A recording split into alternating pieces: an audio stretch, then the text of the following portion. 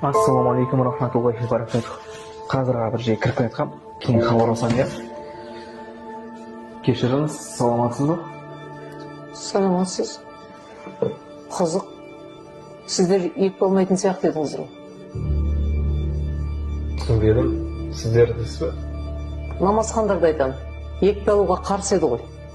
Енді Сіз неге келіп отыр деп таңғалып тұрмын. сіздерді енді барлық намазхандарға айтпасаңыз, екіншіден екпе алуға болмайды деген шариғатта ондай үкім жоқ. Солай ма? Онда неге бәрі екпеден қашады? Енді тек қана намазхандар қашады деген қағиданы қою керек шығар. Жай адамдар да бар ғой, екпеден қашатын. Бар. Сонымен, сіз не үшін алмақшысыз? Енді екпенің түр-түрі бар.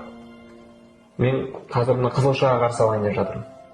Ол мен үшін, жалпы мұсылман үшін қоғамның мүддесі жеке бастың мүддесінен жоғары. Солай ма?